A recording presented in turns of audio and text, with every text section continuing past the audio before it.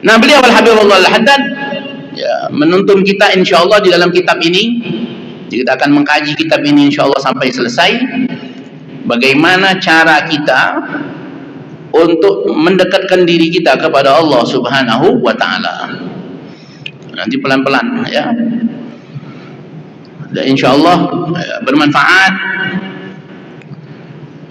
Kemudian kalau ditanya kenapa Habib ngaji ini mesti pakai kitab, kenapa enggak sampaikan aja ya, apa enggak bisa Habib ini ceramah lepas begitu? Bisa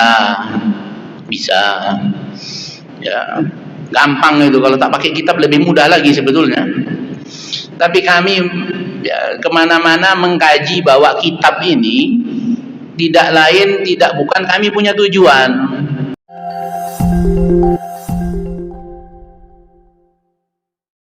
Puja dan puji syukur kehadirat Allah Subhanahu wa taala yang telah mengumpulkan kita di Masjid Al-Husna, masjid sumber kebaikan, masjid tempat yang paling baik di muka bumi Allah Subhanahu wa taala.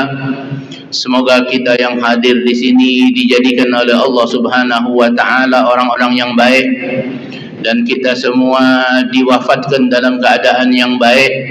Ya Allah biha, ya Allah biha, ya Allah bihusnil khatimah.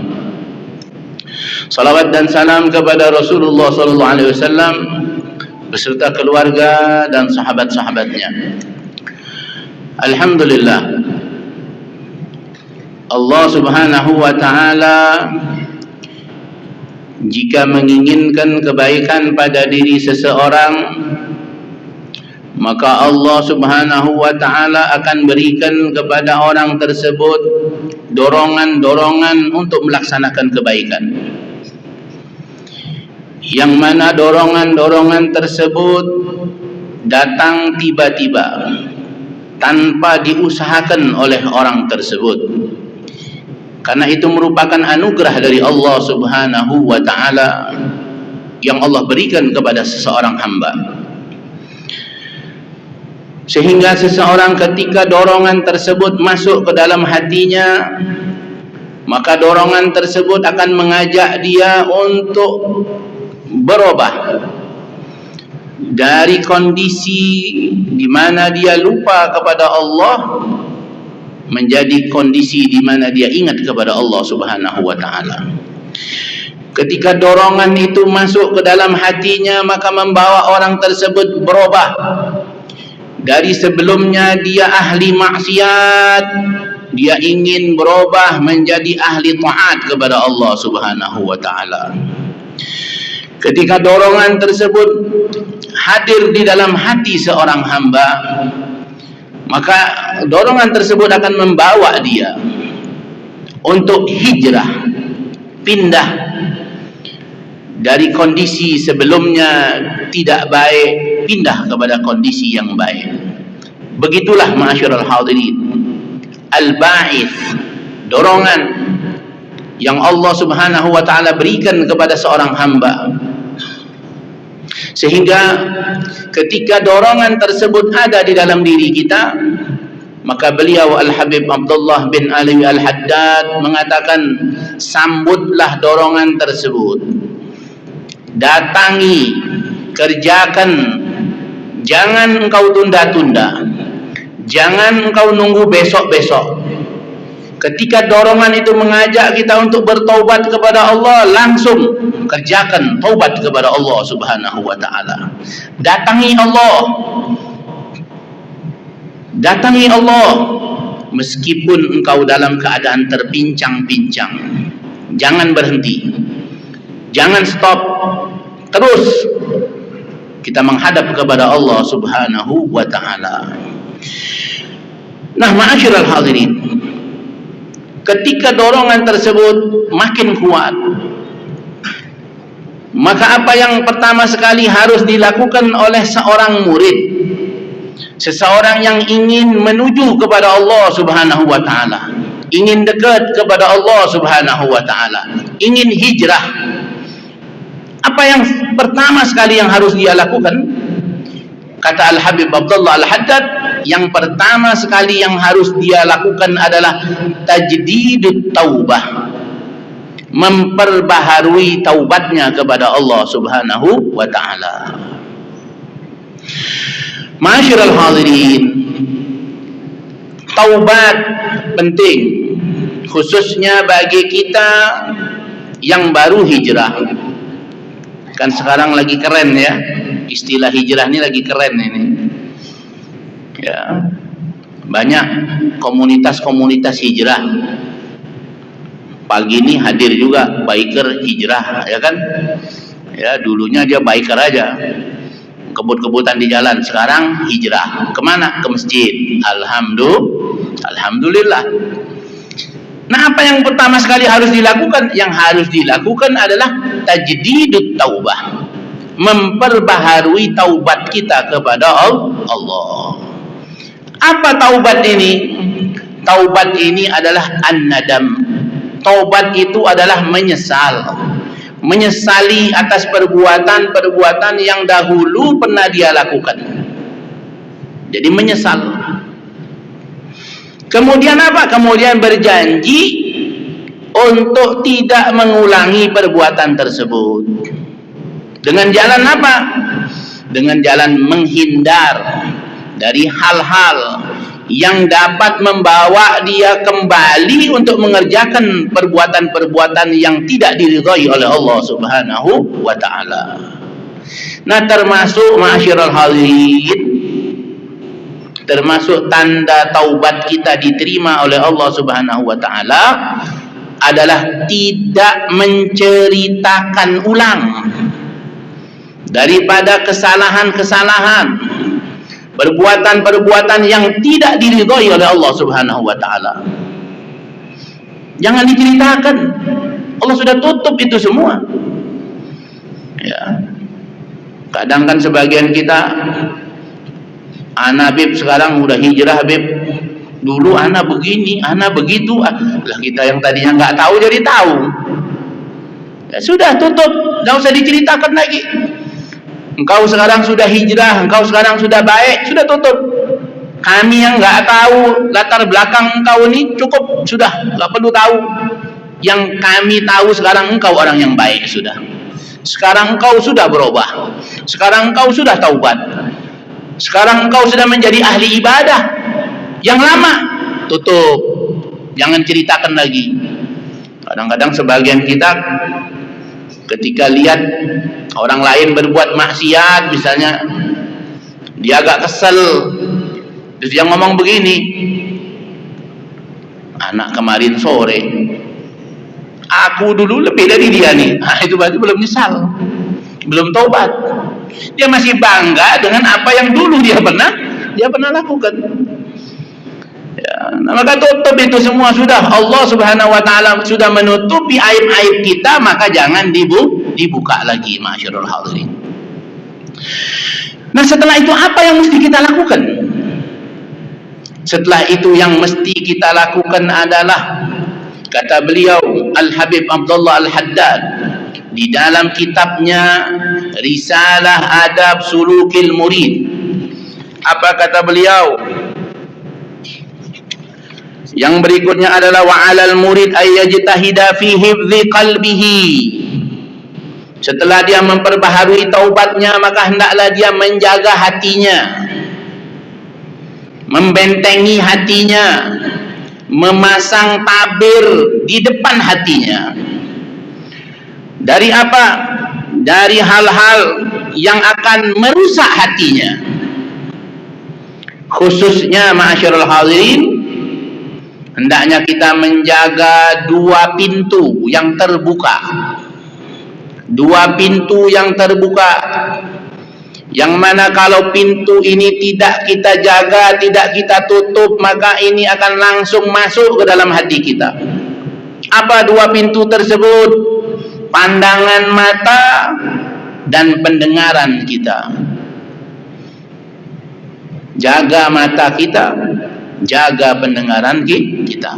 Ini dua ini langsung masuk ke dalam hati. Percaya nggak? Kalau ada orang ngomongin kita, Itu yang sakit di sini apa di sini? Sakitnya itu di sini sakitnya itu kan? Bukan di sini, bukan di sini. Yang kita lihat sakitnya di sini apa di sini? Di sini. Maka dua pintu yang terbuka ini mesti dijaga. Hati-hati dengan pandangan mata, hati-hati dengan pendengaran kita. Tidak usah jauh-jauh lah. Contoh, kalau kita lewat atau ada orang lagi ngamen nih, lagi nyanyi-nyanyi, kita lewat di situ atau kita duduk di situ, kita nggak ikut nyanyi. Saat itu kita nggak ikut nyanyi, kita cuma dengar. Tapi coba lihat 10 menit setelah itu apa yang terjadi pada hati kita? Dia ikut berdendang juga. Dia ingat apa kalimat yang tadi dia dengar. Dia ingat apa yang tadi dia lihat. Dan ini kalau sudah masuk ke dalam hati, menghilangkannya sangat sulit. Masih ingat sama unyil? Unyil. Ingat? Kapan nonton film unyil itu, pengen tahu? Kira-kira. Dulu masih TV-nya tuh hitam putih. Ya. Tapi masih ingat sampai sekarang ya? Nah itulah bukti yang kita lihat itu membekas sampai sekarang. Nah kalau yang kita lihat yang baik-baik juga akan membekas. Ya. Dulu waktu kita kecil, kita dibawa ke tempat ulama. Kalau ada ulama datang, kita disuruh salaman. Ya. Hadir di majelis-majelis mereka. Masih ingat tak? Masih ingat sampai sekarang. Alhamdulillah. Nah maka yang baik-baik ini pun akan memberikan bekas yang baik. Nah beliau Al-Habib Abdullah Al-Haddad mengingatkan kepada kita untuk apa? Untuk menjaga hati. Karena hati ini penting. Hati ini tempat Allah memandang kita. Innallaha la yanzuru ila suwarikum wala ila a'malikum walakinnallaha yanzuru ila qulubikum. Allah tidak mandang bentuk rupa kita. Mau hitam, mau putih, mau pesek, mau mancung, tidak ada urusan buat Allah. Tidak ada harganya kita nih di pandangan Allah. Bentuk rupa kita nggak ada urusan. Tapi yang Allah pandang adalah hati kita. Di dalam riwayat yang lain, hati dan perbuatan kita. Ya perbuatan kita kalau tidak dibarengi dengan niat yang baik, maka rusak. Maka hati inilah yang menjadi sumber bagi keselamatan kehidupan kita di dunia dan di akhirat. Illa man atallaha biqalbin salim. Yauma la yanfa'u malun wala banun. Di hari di mana tidak bermanfaat harta dan anak-anak, illa kecuali man atallah, kecuali orang-orang yang datang kepada Allah Subhanahu wa taala dengan hati yang selamat. Maksudnya apa? Hati yang membawa iman kepada Allah Subhanahu wa taala. Ya. Apakah anak-anak akan memberikan manfaat pada kita? Ya. Apakah harta akan memberikan manfaat kepada kita? Iya. Kapan? Ketika kita mati dalam keadaan membawa iman kepada Allah Subhanahu wa taala. Tapi kalau tak bawa iman, tak ada guna harta, tak ada guna anak-anak. Apakah anak-anak akan memberikan manfaat pada kita? Iya, memberi manfaat. Ya, mendoakan kita, bersedekah untuk kita dan seterusnya. Memberi manfaat pada kita. Apakah anak yang berbuat baik pada orang tuanya akan mendapat manfaat dari orang tuanya nanti di yaumil qiyamah? Iya. Dia juga akan mendapatkan manfaat dari orang tuanya nanti di hari kiamat. Ya. Nah, penting menjaga hati. Penting untuk menjaga hati. Nah, oleh karena itulah maka Al-Habib Abdullah Al-Haddad di sini mengingatkan kepada kita untuk menjaga hati kita, terutama dari maksiat-maksiat hati. Kalau maksiat zahir itu masih belum seberapa, tapi kalau maksiat hati ini bisa mencelakakan kita, ma'asyiral hadirin. Maka kata beliau, berhati-hatilah terhadap maksiat ini, karena maksiat ini berlaku pada diri kita sebagaimana berlakunya racun pada tubuh kita, khususnya maksiat hati. Kalau hati kita maksiat, maka hati bisa menjadi rusak sebagaimana racun bisa merusak anggota badan kita.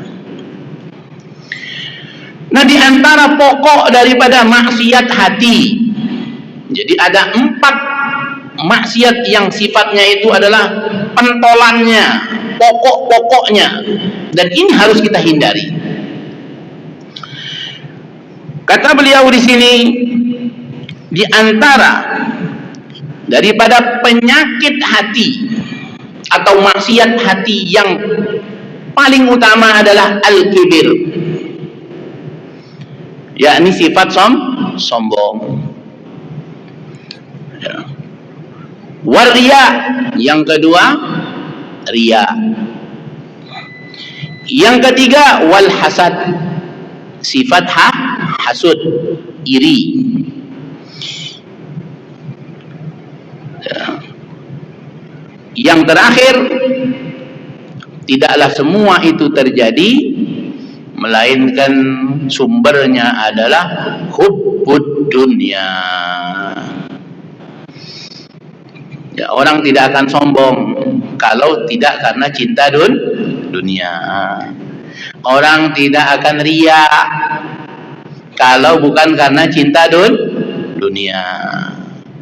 Orang tidak akan hasud kalau tidak karena cinta maka benarlah apa yang dikatakan oleh Rasulullah SAW, hubbud dunya ra'su kulli khati'atin. Cinta dunia adalah pangkal segala keburukan. Kemudian, ma'asyiral hadirin, dikatakan oleh beliau di sini, wal kibir, adapun sombong, yadullu min sahibihi ala ghayatil hamagah. Orang yang sombong itu menunjukkan dia adalah orang yang paling bodoh, kata beliau. Kenapa? Wa nihayatil jahalah wal ghabawah. Orang sombong menunjukkan orang ini berada pada puncak kebodohan dan kedunguan. Kata beliau, wa kaifa yalibu takabburu mimman ya'lamu annahu makhluqun. Kata Abdul Haddad, bagaimana seseorang bisa sombong kalau dia tahu bahwa dirinya itu adalah makhluknya Allah Subhanahu wa taala. Min nutfatin madhirah, yang diciptakan dari mani yang menjijikkan. Wa 'alal ghurbi yasiru jifah gadhirah, dan dalam waktu yang dekat dia akan menjadi bangkai yang bau busuk. Lantas bagaimana dia mau sombong? Maka orang yang sombong menunjukkan dia orang yang paling bodoh, orang yang paling dungu. Kenapa? Karena dia tahu dirinya itu dari mani yang menjijikkan dan akan menjadi bangkai yang bau busuk. Wa in kana indahu syai'un minal fadail, meskipun pada dirinya itu ada sesuatu keutamaan, kebaikan-kebaikan, tapi ketahuilah, kebaikan, keutamaan yang ada pada diri kita itu minman, dari siapa? Minallah, dari Allah. Hah? Dari siapa? Dari Allah.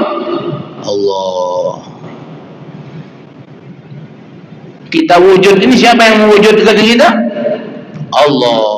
Nikmatul ijad minallah. Nikmat kita diwujudkan oleh Allah di dunia ini dari Allah. Setelah kita wujud, diberikan lagi yang namanya nikmatul imdad. Jadi besar, sehat, kerja dan seterusnya, bisa makan dan seterusnya. Dari siapa itu?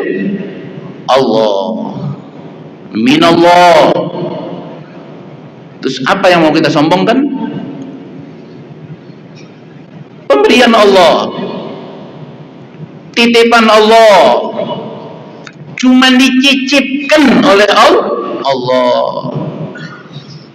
Maka jangan kita sombong. Sombong ini amal hati.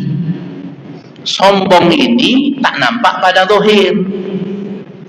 Jadi jangan lihat ada orang jalan begini karena dia atlet binaraga, tak mungkin pula dia jalan lemes macam kita. Badan otot semua, dia jalan begini. Terus kita bilang, ini sombong kayaknya, ini jalannya model begitu. Enggak. Sombong itu tak bisa dinilai dari zahir.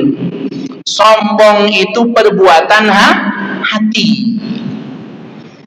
Ada orang di depan kita jalannya nunduk-nunduk, tapi dalam hatinya macam betul aja si Habib depan ini nih.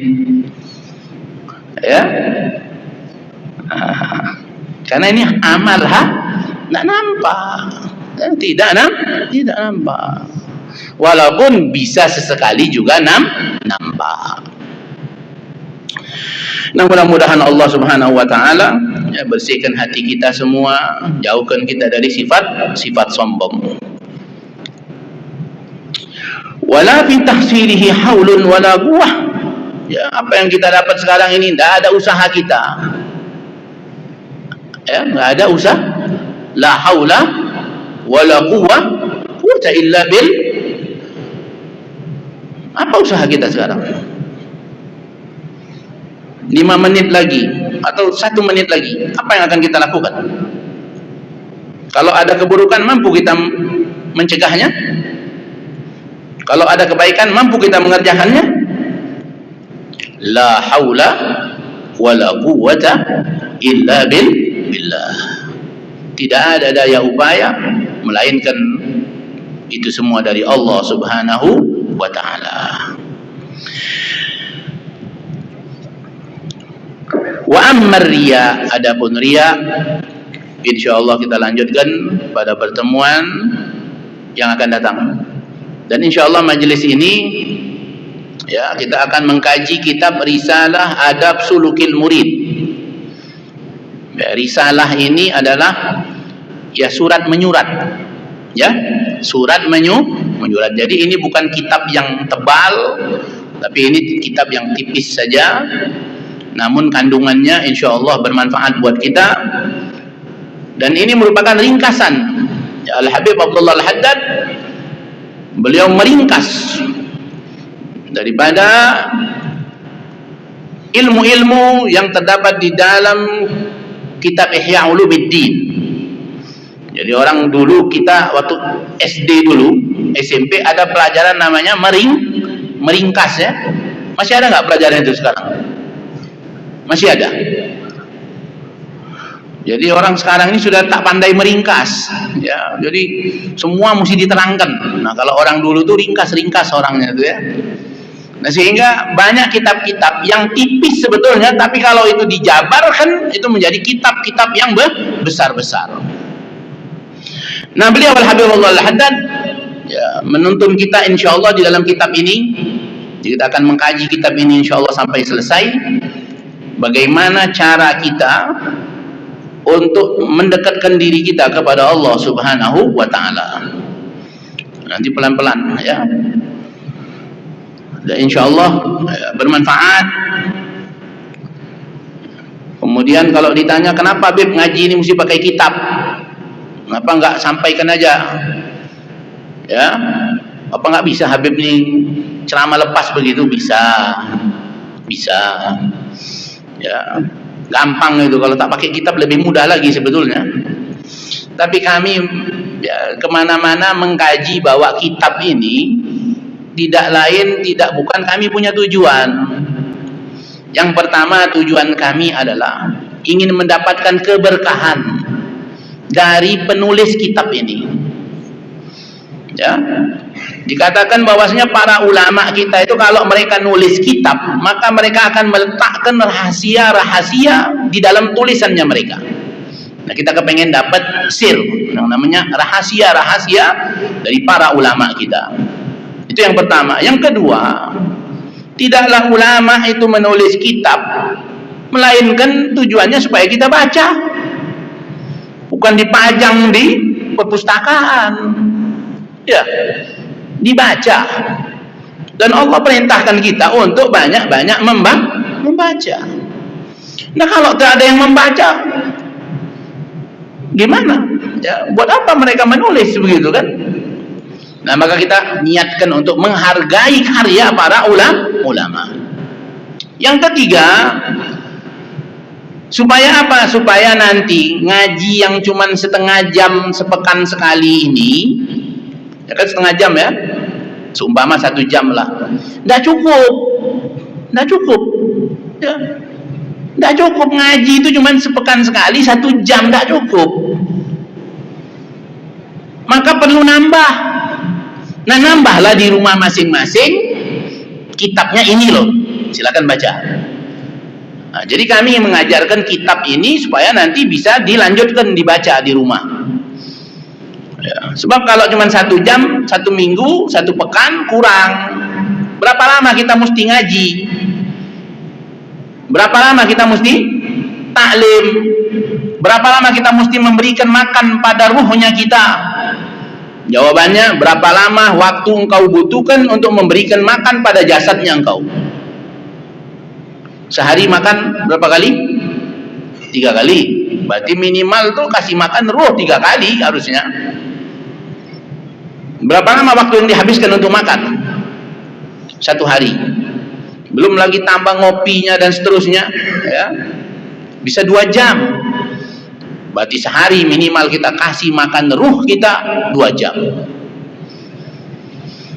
Nah, kalau 2 jam 1 pekan, nah ini 1 hari seharusnya.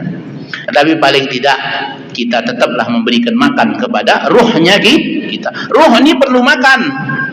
Sebagaimana jasad perlu makan, ruh perlu makan. Kalau jasad tidak diberi makan lemes, ruh juga sama. Dikatakan oleh para ulama, kalau dalam 3 hari ruh kita tidak diberikan nasihat, tidak diberikan ilmu, maka ruh menjadi lemah, lama-lama menjadi mati. Nah, semoga Allah hidupkan ruh kita semua, ya, dengan apa? Dengan ilmu. Yang terakhir, kenapa sih pakai kitab? Ya, supaya tidak ada dusta di antara kita. Supaya tidak ada dusta di antara kita. Kalau inti tanya nanti, Habib tadi ngomong dungu, bodoh, segala macam, jangan-jangan itu karangan dia sendiri itu. Anda, ya, silakan inti baca di kitab ini, dan itu ucapan beliau Al-Habib Abdullah bin Alawi Al-Haddad. Ya, jadi kita ini cuma menyampaikan ulang. Jadi bukan membuat-buat. Bahkan ma'asyiral hadirin, kalau kita baca kitab para ulama kita nih, nanti kita dapat banyak sekali tambahan ilmu. Bahkan sebagian kita kadang-kadang tercengang dengan kalimat-kalimat, ungkapan-ungkapan yang diucapkan oleh orang-orang belakangan ini, ya. Begitu indahnya kalimatnya, begitu bagusnya, ternyata ngambilnya dari ulama-ulama terdahulu. Cuma tidak disebutkan kadang sumbernya tuh dari mana dia ngambil. Jadi seakan-akan itu ucapan dia. Ya, padahal itu ucapan para ulama-ulama terdahulu. Dikatakan siapa orang yang membaca kitab ulama-ulama terdahulu, maka dia akan menjadi orang yang terdepan. Siapa orang yang membaca karangan-karangan orang-orang yang mutaakhirin, maka dia akan menjadi orang-orang yang terbelakang. Nah, mudah-mudahan ya, niat kita seperti itu, ya insyaallah ini majlis bisa istiqamah insyaallah. Terutama antum nih, terutama orang-orang tua kami, mohon maaf ya, yang hadir di sini. Ya, sebetulnya kami lebih suka kalau duduk ini di bawah sebetulnya. Cuman kadang-kadang sebagian tempat tidak nampak pula katanya, ya. Maka kami mohon maaf kalau kami ini duduk di atas ini, bukan berarti kami ini lebih baik, tidak. Ya. Kita duduk di sini sama-sama belajar, sama-sama ingin memperbaiki diri, insyaallah. Ya. Sehingga maafkan kami, ya kalau nanti di dalam ucapan mungkin ada yang kurang berkenan. Ya, itu kalaupun terjadi tanpa disengaja. Ya, tidak ada niat kami untuk menyakiti hati siapapun. Ya, semoga Allah Subhanahu wa taala lembutkan hati kita semua. Semoga Allah Subhanahu wa taala lindungi kita semua. Semoga Allah Subhanahu wa taala jadikan kita semua orang-orang yang baik. Amin. Ya rabbal alamin. Silakan kalau ada yang ingin ditanyakan.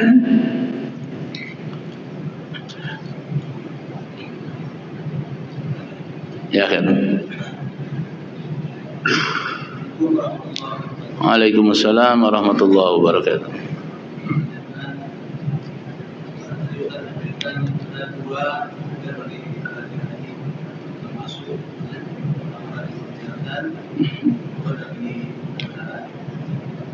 Kalau untuk peningkatan menghindari mungkin ada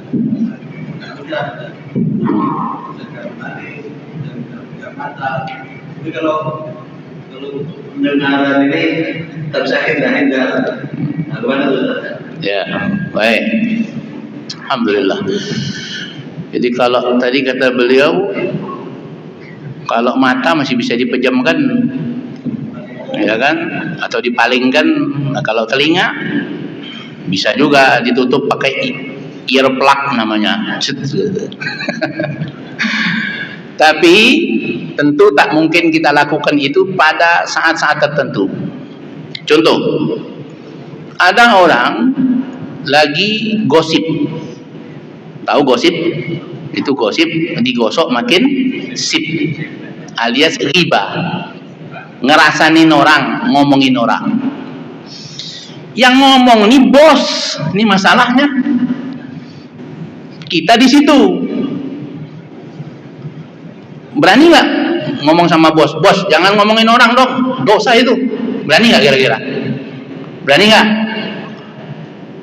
Berani kalau yang berani. Nah kalau yang tak berani, apa yang mesti dia lakukan kan begitu? Maka yang mesti dia lakukan adalah dia tidak fokus kepada pembicaraan tersebut.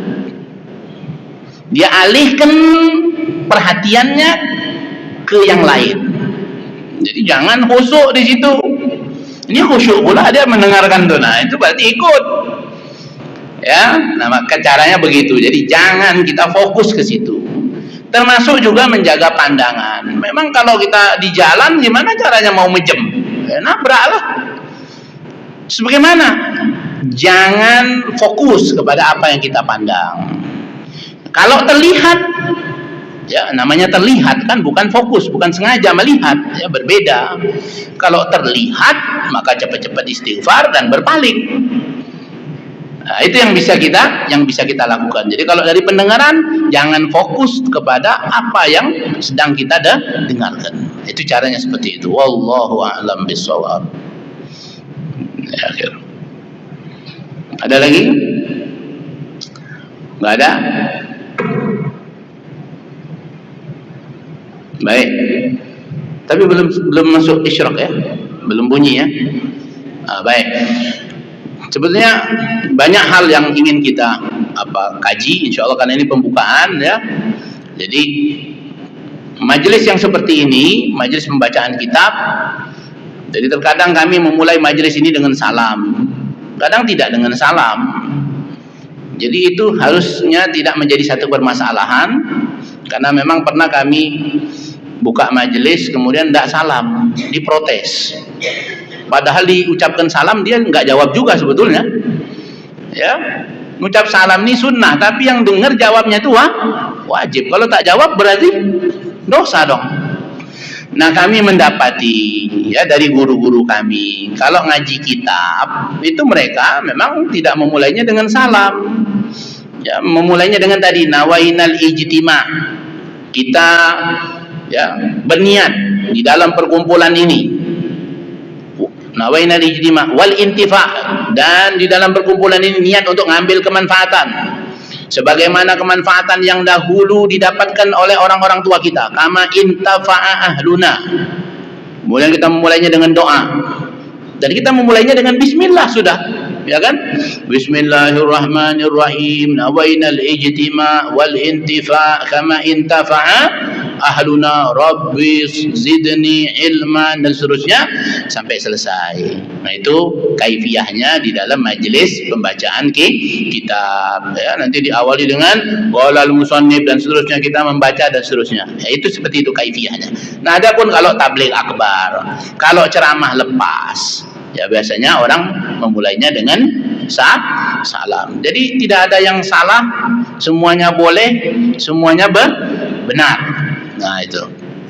Kemudian hendaknya kita memang mengedepankan husnudzon, prasangka baik di dalam kita mencari ilmu.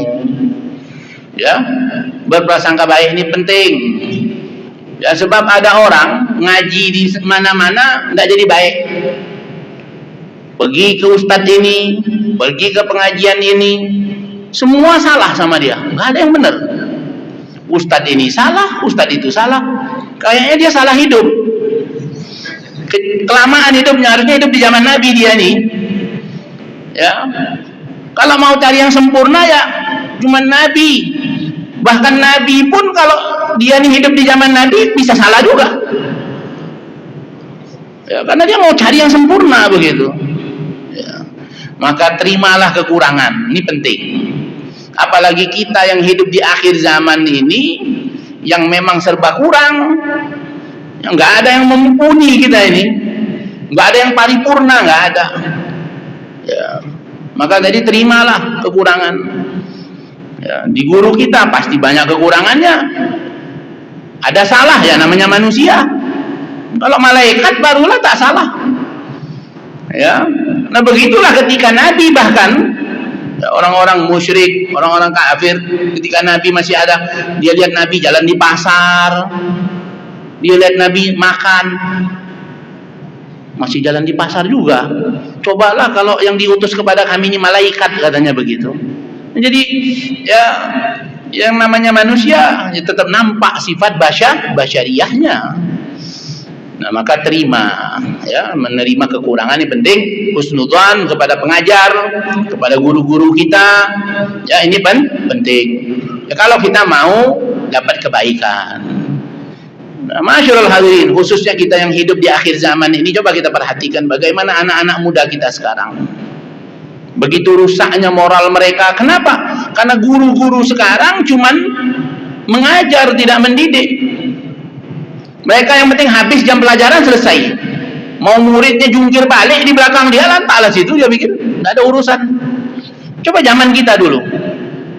Kalau nggak kena lempar pakai penghapus yang kayu itu. Sekarang ada guru yang berani ngelempar muridnya pakai penghapus. Mana berani, masuk penjara sekarang. Ya, guru tak boleh salah sekarang. Bahkan di pesantren pun bisa dilaporkan. Ya Allah, kiai masuk penjara gara-gara santri. Nah, kalau anak nanti buka pesantren, anak bikin hitam di atas putih pakai materai. Kalau mau anaknya dididik di sini, silakan. Tak mau, bawa pulang. Ya, bawa pulang, didik sendiri. Kalau kau bisa mengajar anakmu, kau ajar sendiri, kau didik sendiri. Ya, jangan gara-gara anak engkau, kiai banyak masuk penjara, guru masuk penjara. Nah, ini tidak benar ya. Nah, makanya kami di dalam majelis kami ya, kami tegur. Kalau salah kami tegur, kalau kami salah tegur juga ya. Kenapa? Karena kita sama-sama ingin memperbaiki diri ya, insyaallah ya.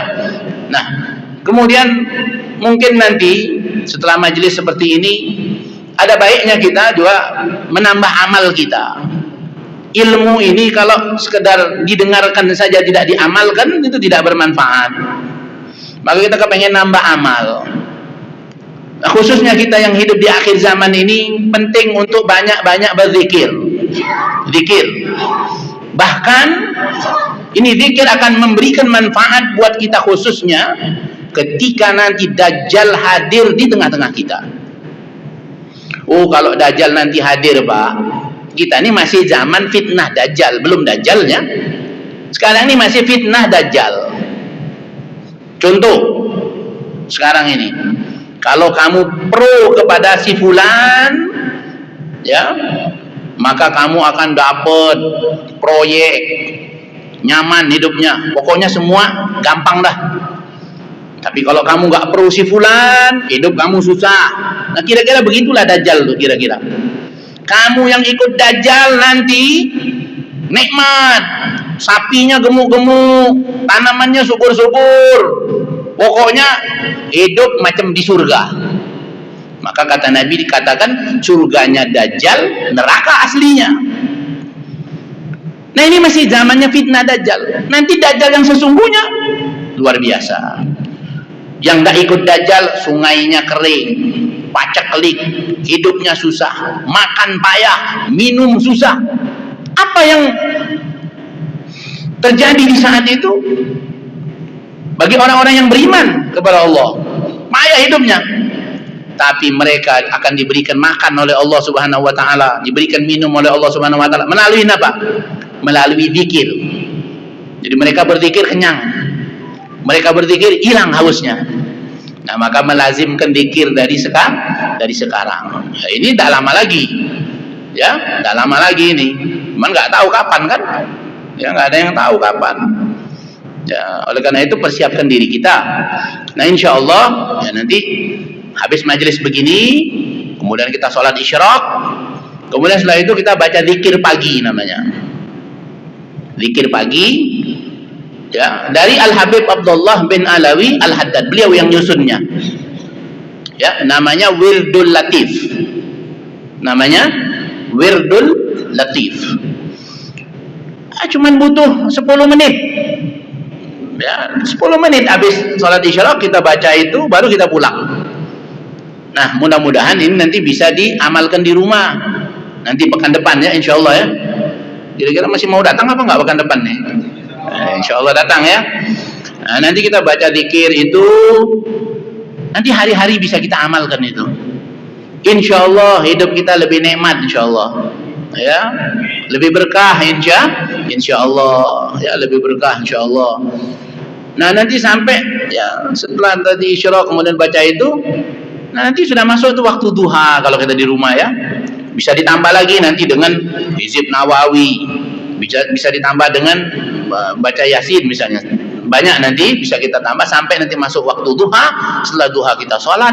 Setelah itu terserah, yang mau kerja, yang mau tidur, yang mau apa terserah. Nah, begitulah kita mengatur waktu kita sedemikian rupa. Tapi paling tidak kita kepengen weekend misalnya, ya, hari Sabtu, hari Ahad, paling tidak kita punya tertib yang kita lazimkan. Nah, itu namanya nanti jadinya wirid. Jadi zikir yang hadir pada waktu tertentu itu namanya wirid. Nah, paling tidak ada namanya wirid mingguan, ada wirid harian, ada wirid bulanan, ada juga wirid tahunan. Tahu nggak wirid tahunan itu apa? Wirid tahunan ya kurban misalnya, itu tiap tahun dia kurban jadi wiridnya dia. Ya, karena tiap tahun dia kurban tuh wirid, namanya wirid tahunan. Ada wirid pekanan, mingguan. Apa wirid mingguan? Yakni membaca Al-Fatihah 7 kali, Al-Ikhlas 7 kali, Muawwidzatain 7 kali. Kapan? Setelah sholat Jumat. Jadi setelah sholat Jumat, sebelum kaki kita berubah, masih dalam duduk tahiyat akhir, baca Fatihah 7 kali. Baca Al-Ikhlas 7 kali. Baca Al-Falaq 7 kali, An-Nas 7 kali. Itu namanya wirid mingguan atau pekan. Adapun wirid harian banyak. Ya, silakan dipilih. Ya, mau baca ini, baca itu boleh semua. Ya, nah, insya Allah. Jadi antaranya nanti kita kepengen mengajarkan bagaimana cara membaca yang namanya wirid pagi petang. Nah, tapi tadi yang ada di luaran sana kan ada juga ya. Pernah lihat ya, wirid pagi petang ya? Siapa pengarangnya? Siapa penyusunnya? Bukan pengarang, penyusunnya. Ada yang tahu? Hah? Hasan al-Banna. Betul ya, Hasan al-Banna. Nah, kenal gak sama Hasan al-Banna? Nah, tahu ya, tapi tidak kenal ya. Nah, maka tadi penting juga kita mengenal siapa sosok itu ya. Nah, kita insya Allah akan membaca apa yang disusun oleh Al-Habib Abdullah bin Alawi Al-Haddad, dan kita mengenal beliau Al-Habib Abdullah bin Alawi Al-Haddad. Kita kenal ya, sosok ulama yang luar biasa ya, dan insya Allah ya, kita punya keilmuan nyambung ya, sanadnya nyambung kepada beliau. Nah, ini nyambungnya sanad ini penting ya, sehingga setrumannya itu terasa nanti insya Allah, kan begitu ya. Nah, kalau putus kan tak nyambung setrumannya kan. Nah, maka tadi insya Allah ya, pelan-pelan kita kepengen nambah amal kita ya, khususnya wirid insya Allah, dikir. Nah, ini saja. Sudah masuk waktunya belum? Hah? 4 menit lagi. Oh, kecepatan anaknya ya. Iya. Biasanya tuh lambat terus biasanya. Baru kali ini yang agak kecepatan begitu ya.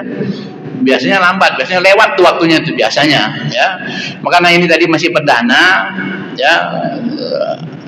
Jangan lama-lama, kan masih pengenalan ya.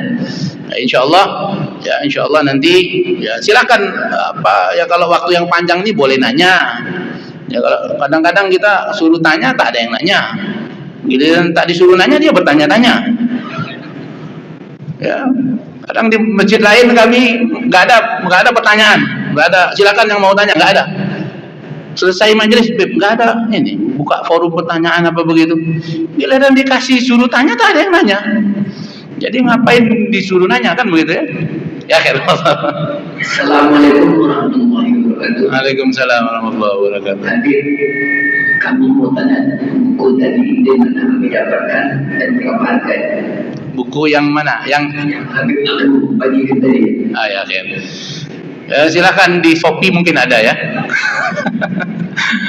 Di online mungkin silakan cari Adab Sulukil Murid yang bahasa Arab, dan yang terjemahan sudah ada sekarang. Ya, jadi terjemah kitab Adab Sulukil. Bahkan enggak usah payah. Ada ini kan? Download aja di apps. Ketik Adab Sulukil Murid. Ya. Gratis. Tak payah beli. Ya, silakan. Ada. Silakan di-download saja ya. Halal ya. Halal. Insyaallah.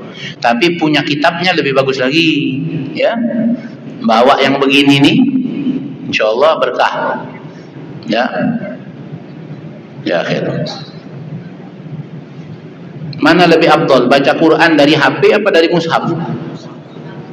Kenapa dari mushaf lebih afdal daripada di HP? Kan sama-sama aja, isinya sama aja. Jawab, kenapa? Hah? Kenapa di mushaf lebih afdal? Hah? Kesucian Al-Quran, sama-sama Quran. Hanya ini digital, ini enggak digital. Gampang hilang. Ya, jawaban simpelnya itu adalah mushaf itu dibikin memang untuk Quran. Mushaf itu memang dibikin untuk Quran. Sedangkan HP buat apa kira-kira? Buat komunikasi. Ya, jadi tujuannya. Jadi mushaf dibikin memang untuk mushaf, untuk bikin untuk Quran. Sedangkan HP untuk komunikasi. Adapun kita download ini Quran sekarang dari sini, bukan itu tujuan ini kan? Tadi tujuannya. Kenapa mushaf itu lebih afdal daripada baca yang dari HP? Walaupun sekarang dikaji lagi, apakah kalau kita pegang Quran yang ada di HP ini hukumnya sama seperti megang mushaf? Sama nggak? Nggak sama. Tapi ada yang menyamakan. Kapan? ketika mushaf yang ada di HP ini kita buka. Kalau dia tidak terbuka, maka tidak terhukumi mushaf. Tapi kalau terbuka, tampil dia Qur'annya di sini, maka dia dihukumi mushaf. Nah, ini kajian-kajian ya para ulama kontemporer belakangan, ya, tapi baca mushaf lebih mana lebih afdal? Baca Quran dengan mushaf atau dengan hafalan? Hah? Pakai apa? Hafalan atau pakai Quran? Pakai mushaf baca Qurannya atau dengan hafalan yang lebih afdal? Pakai mushaf. Kata siapa? Kata yang nggak hafal Quran. Kata yang nggak hafal Quran. Kata yang hafal Quran ya tidak pakai hafalan lebih afdal. Tapi bagaimana kata Imam Nawawi sekarang? Kata Imam Nawawi di dalam kitabnya At-Tibyan fi Adab Hamalatil Quran, baca Quran dengan mushaf lebih afdal. Kenapa? Karena dapat dua kebaikan. Pertama, kebaikan membaca Quran. Yang kedua, kebaikan melihat kepada mushaf. Jadi melihat mushaf itu adalah ibadah tersendiri. Akan tetapi kata beliau, ketika seseorang memiliki hafalan yang baik, yang mana kalau dia baca Quran dengan hafalan dan dengan mushaf itu sama di dalam keadaan dia mentadaburi, memahami makna-makna yang ada di dalam Al-Quran, maka yang dengan hafalan lebih baik. Tapi kalau dia baca dengan mushaf, dia hafal Quran, tapi kalau dia baca dengan mushaf, maka dia akan lebih dapat mentadaburi makna-maknanya, lebih khusyuk dia di dalam membacanya. Maka membaca dengan mushaf lebih utama meskipun dia hafal Quran. Pahamnya sampai sini ya? Nah, oleh karena itu sholat tarawih udah baca mushaf, pakai mushaf, tidak ada masalah, supaya nggak kelamaan satu juznya itu. Sebab kalau pakai hafalan kan agak lambat tuh. Tapi kalau pakai mushaf kan pasti itu yang dibaca tuh kan. Nah, maka tak payah lagi mau mendatangkan imam dari luar negeri sana bayar puluhan juta. Dan kami lakukan itu ya di tempat kami. Ya, sudah 3 tahun ini kita tarawih hataman Quran 23 rakaat sama witir. 1 juz setiap malam. Berapa waktu yang dihabiskan? 45 menit. 45 menit. Kira-kira kabur nggak jamaah kita tuh kalau 45 menit? Enggak. Yang kabur tuh kalau 1,5 jam kabur dia. Ya kelamaan dia sholat tarawihnya 1,5 jam. Ya, nah insya Allah ya nanti pelan-pelan ya, kita ya, tambah amal kita, pengetahuan kita, insya Allah. Kita tutup, nanti ada juga doa habis majelis ya, tolong nanti kawan-kawan ya, yang bisa nanti difotokopi itu doa habis majelis, nanti dibaca lepas majelis begini kita akan baca doa penutup majelis. Nah, tapi pagi ini kita tutup saja dengan doa kafaratul majelis. Subhanakallahumma wa bihamdika asyhadu an la ilaha illa anta astaghfiruka wa atubu ilaik.